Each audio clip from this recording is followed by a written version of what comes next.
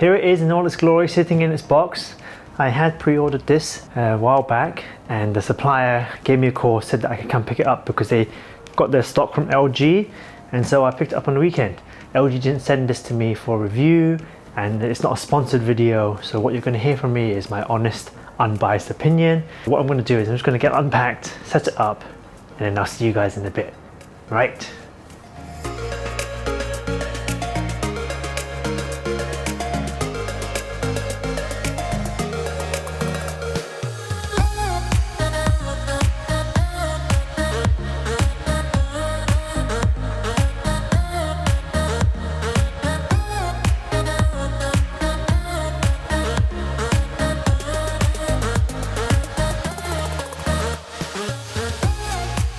This is Klembo from ZenTechLife, where we love all things to do with lifestyle tech and gadgets.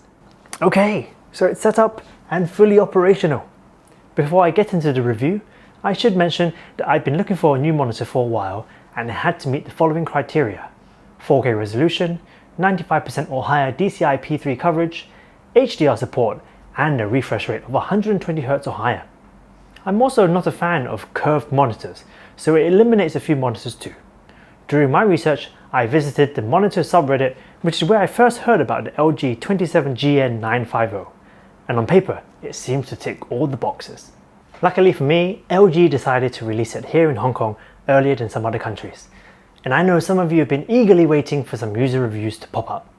Sadly, I don't own a colorimeter or calibration device, so if you're looking for some technical detail, like the exact contrast levels and maybe some delta E values, unfortunately, you'll have to wait for the expert reviews from ratings.com, Hardware Unboxed, or TechSpot. While I'm on the topic, if Datacolor or XY are watching this and feel like sending a calibration tool over to me, I'll gladly take it. With that out of the way, let's dive in. Here's a quick summary of the panel's key features. It's a 27-inch nano IPS 4K panel with a native resolution of 3840 by 2160, giving it a pixel density of 163 pixels per inch. It has a maximum refresh rate of 144Hz, with adaptive sync making it compatible with AMD FreeSync and NVIDIA G-Sync. It also has a gray-to-gray response time of 1 millisecond. Typical brightness is rated at 400 nits, and it has a listed contrast ratio of 1000:1. It's also HDR10 and VESA Display HDR 600 certified, offers a 10-bit color depth, and has a 98% DCI-P3 wide color gamut. For $800 US, that's quite a feature list. Right, let's dive a bit deeper into the aesthetics and design. I love the near bezel-less front screen, which gives it that modern edge-to-edge look. In terms of materials, it's mostly plastic with a matte black finish and the signature LG glossy red accents.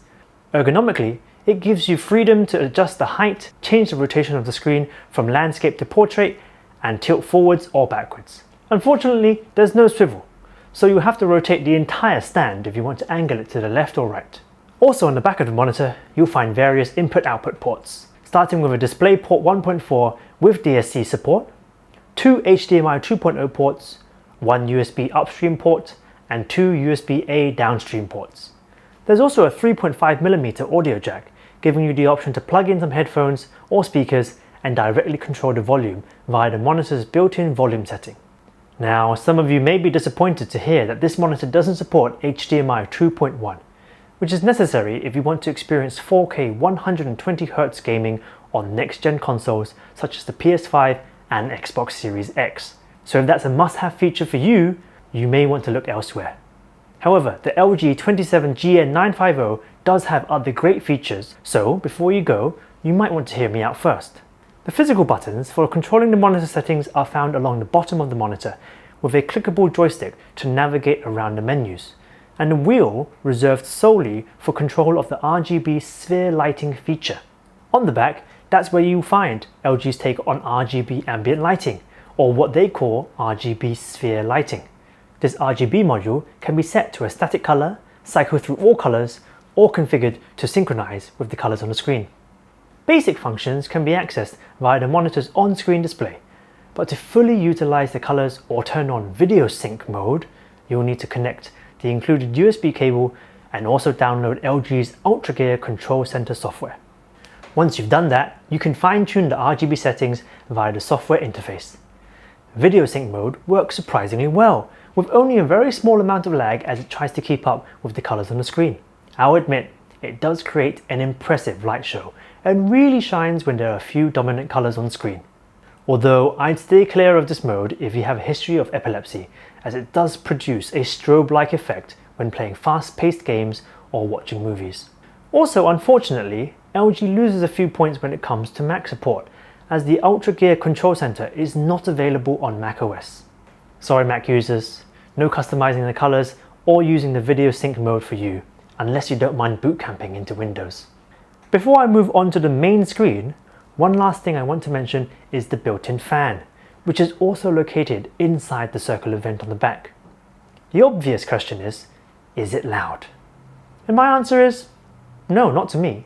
But bear in mind, I live in Hong Kong, which is a bustling city that basically never sleeps. My apartment is also right above a busy road, which creates a constant hum from the passing traffic.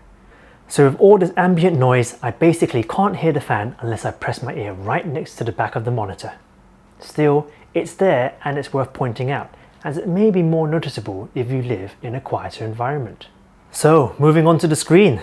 The main question for me when I picked up this monitor was, how does it compare to my previous 1080p Dell display? Spoiler, it's a big improvement. Due to the higher 4K resolution, the resulting pixel density going from 92 ppi to 163 ppi makes this LG panel look much sharper.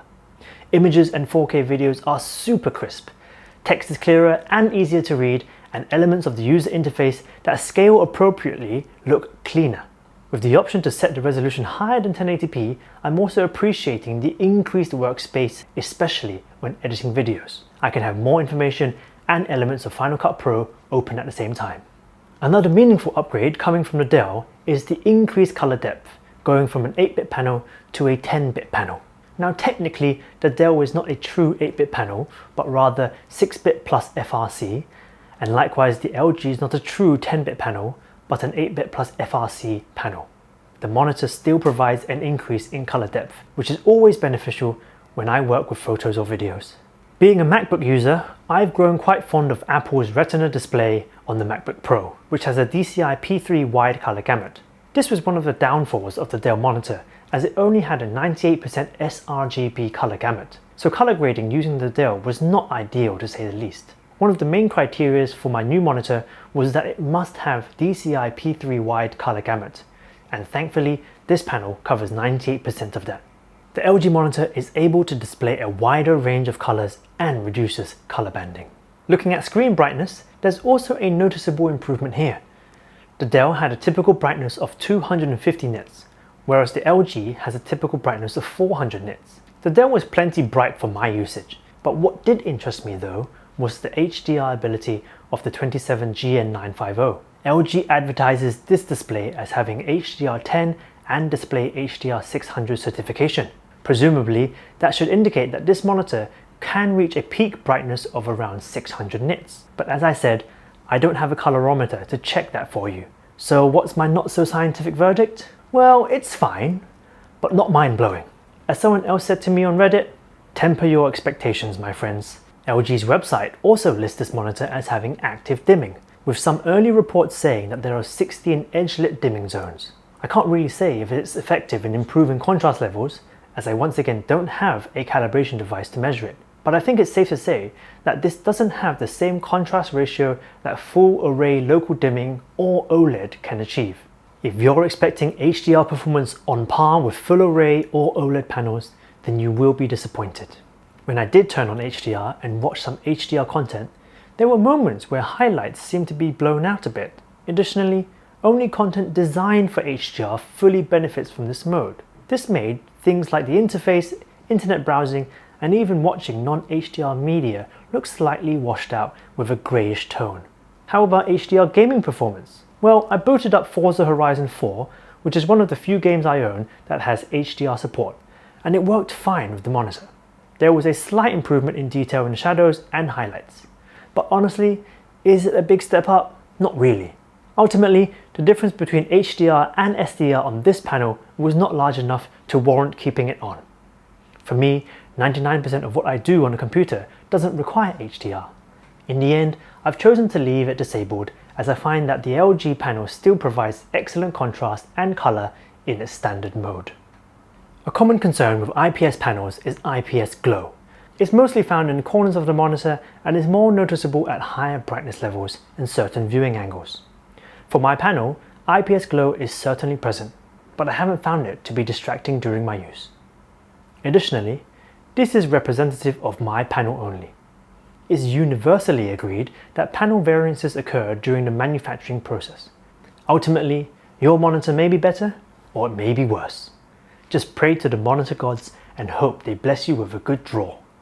Another thing somebody asked about was whether this monitor supports integer scaling, which is a new concept to me and I actually had to read into it a bit. I'm definitely not going to do it any justice in this review, but if I'm not misunderstanding this concept, it involves scaling a non-native smaller resolution to fit the native resolution of your monitor. A good example of integer scaling would involve setting the resolution to 1080p on a 4K display.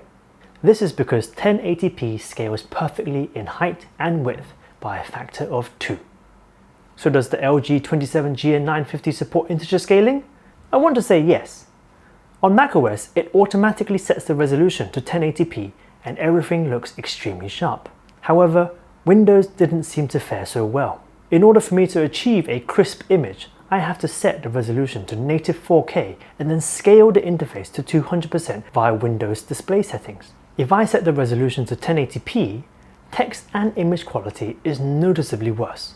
Since I'm getting mixed results here, it's hard for me to come to a conclusion about this, albeit I'm by no means an expert on this topic. So, if you think that there's a better way for me to test for integer scaling, then just leave me a comment below. Now here's some good news for you gamers out there who are questioning LG's claims of producing a 4K image at 144Hz with HDR enabled. As long as you have a graphics card that has DisplayPort 1.4 and DSC support, then you're good to go.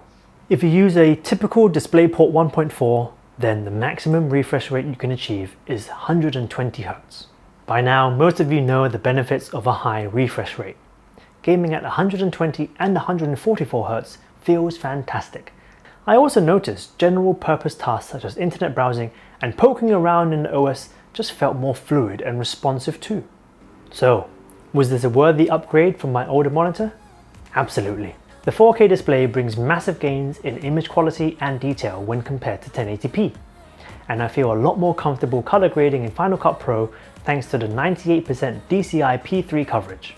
Additionally, during my downtime, I can now enjoy gaming with variable refresh rates up to 144Hz thanks to FreeSync and G-Sync support. HDR mode is present, albeit I'm not sure I'd consider it on par with the HDR experience that you'd find on an OLED or full array panel. It's not a significant enough difference, and I find the LG 27GN950 still produces great image quality in SDR mode. Bonus features such as RGB lighting sphere may add some value if you're into that RGB lifestyle. Sadly, at present, Mac users won't be able to enjoy the full feature set of this monitor due to limited software support. Finally, the omission of HDMI 2.1 will likely drive some potential buyers away. Overall, considering the set of features that you're getting at this price point, it's good value for money. Anyway, that's it from me. Thanks for watching and I hope you enjoyed this video. I'd love to hear your comments, which you can leave down below. If you enjoyed my video, do give me a thumbs up, and if you'd like to see more content from me about lifestyle tech and gadgets, then hit that subscribe button too. Thanks again, and I'll catch you in the next one.